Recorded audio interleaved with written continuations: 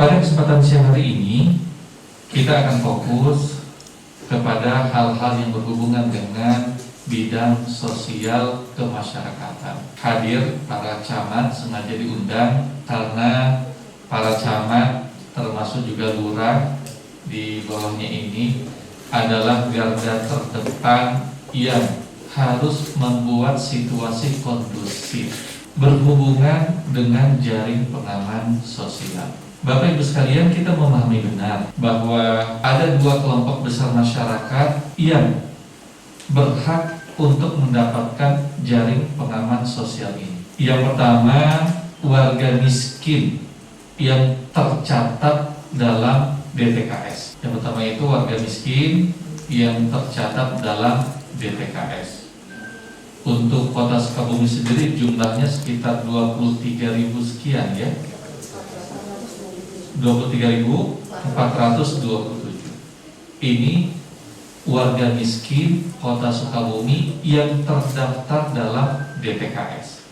Kelompok besar yang kedua adalah warga miskin baru non DTKS.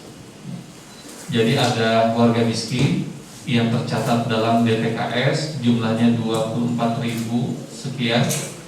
Kemudian juga ada warga miskin baru non DTKS. Dua kelompok besar inilah yang difokuskan untuk mendapatkan jaring pengaman sosial. Jadi perlu sama-sama kita edukasi masyarakat, jaring pengaman sosial ini bukan untuk seluruh warga kota Sukabumi. Ya. Sekali lagi, jaring pengaman sosial ini bukan untuk seluruh warga kota Sukabumi, tetapi untuk mereka yang tercatat dalam DTKS. Yang kedua, untuk mereka yang masuk dalam kategori misbar, miskin baru, terdampak dari COVID-19. Ya. Jadi dua kelompok besar tersebut. Sedangkan sumber bantuan dalam kerangka jaring pengaman sosial ini berasal dari 3 sumber. Ada yang berasal dari bantuan pemerintah pusat, kementerian. Ada yang berasal dari bantuan gubernur. Dan yang ketiga adalah yang berasal dari bantuan kota maupun kabupaten. Untuk yang bersumber dari pemerintah pusat, ini bisa kita lihat nilainya, jumlahnya. Ada yang PKH, ada BPNT sembako, ada BPNT sembako perluasan, ada bansos tunai dari Kementerian Sosial, ada bantuan sosial tunai untuk misbar. Ya. Ini bersumber dari DTKS, ya, data DTKS, dan salah satunya bansos gubernur dengan jumlah 5873. Gitu. Ini yang bersumber dari pemerintah pusat. Kemudian yang bersumber dari pemerintah provinsi, tadi Pak Gubernur mengalokasikan anggaran untuk pengadaan jaring pengaman sosial, baik yang bersumber dari data DTKS maupun dari data non DTKS. Kemudian Bapak Ibu sekalian, para camat, kita memahami benar yang namanya bantuan dari pusat maupun bantuan dari provinsi semuanya tidak bisa mengcover seluruh warga miskin, warga yang terdampak, warga yang berhak mendapatkan bantuan.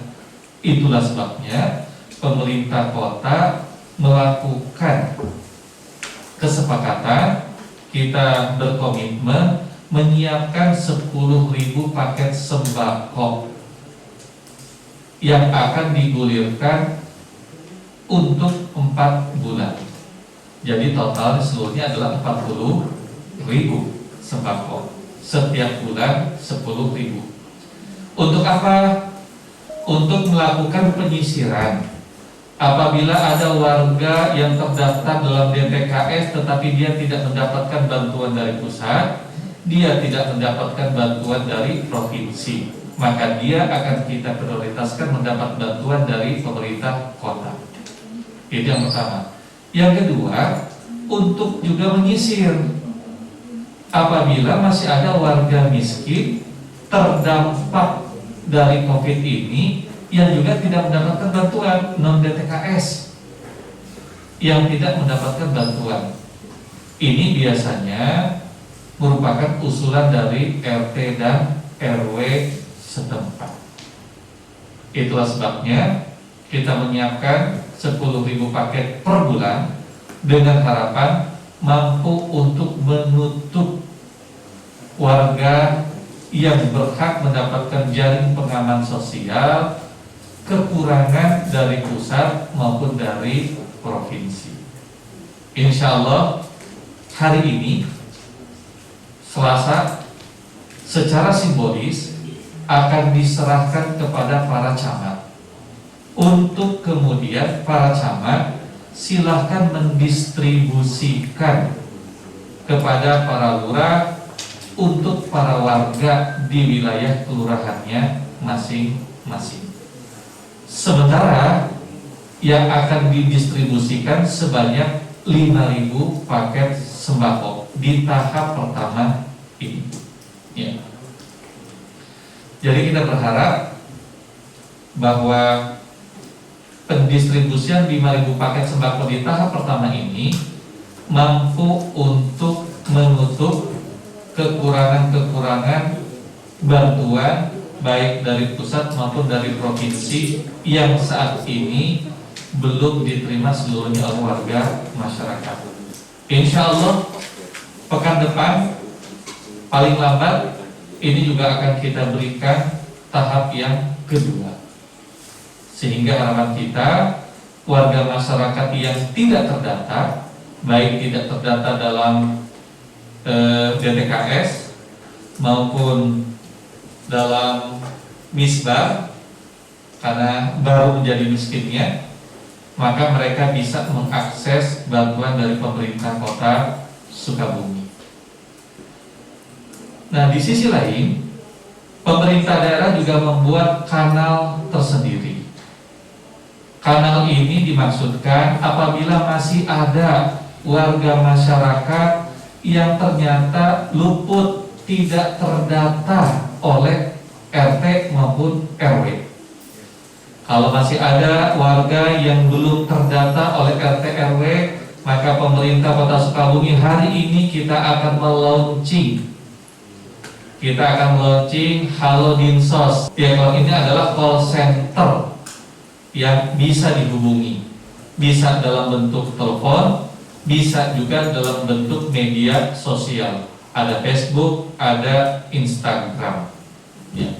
Sehingga kanal ini bisa dimanfaatkan oleh warga masyarakat yang mereka sama sekali belum mendapatkan bantuan dari manapun.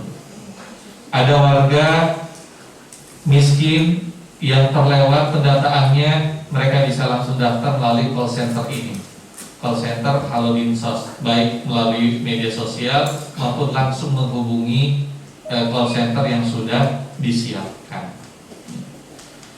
Kemudian Bapak Ibu sekalian, selain kita melaunching call center pada kesempatan siang hari ini, kita juga secara resmi akan melaunching website gugus tugas COVID-19 tingkat kota Sukabumi. Kenapa perlu kita launching website ini? Yang pertama dalam kerangka memberikan edukasi kepada warga masyarakat, sehingga tampilannya tadi ada yang menyampaikan edukasi dan promosi. Yang kedua, kita perlu menyampaikan sosialisasi juga kepada warga masyarakat. Contohnya ini, sosialisasi terkait skema bantuan sosial. Jadi warga masyarakat mereka bisa melihat bagaimana skema bantuan sosial berdasarkan DTKS maupun non DTKS. Ya, ini yang non DTKS-nya. Yang ketiga, fungsinya adalah masyarakat dapat mengetahui dirinya mendapatkan bantuan atau tidak mendapatkan bantuan. Jadi sudah disiapkan aplikasi untuk searching nama warga masyarakat. Dia tinggal searching, nanti dia masukkan nama dia. Ketika nama dia sudah dimasukkan, diklik, nanti akan muncul apakah dia mendapat bantuan dari pusat, apakah dia mendapat bantuan dari provinsi, atau dia mendapatkan dari kota, atau sama sekali belum mendapatkan bantuan. Sehingga menjadi mudah bagi masyarakat yang terdampak, yang berhak, ketika dia harus melaporkan dirinya berhak mendapatkan bantuan. Tinggal nanti kalau dia sudah klik ternyata namanya tidak ada, silakan dia tinggal menghubungi call center. Nanti dari call center ada petugas yang melakukan verifikasi. Kalau memang layak mendapatkan bantuan, langsung diberikan bantuan. Harapan kita, semangat kita adalah bagaimana jangan sampai ada warga masyarakat di wilayah Kota Sukabumi yang tidak bisa makan, yang tidak bisa mengakses atau mendapatkan sembako, padahal dia layak atau berhak mendapatkan sembako tersebut.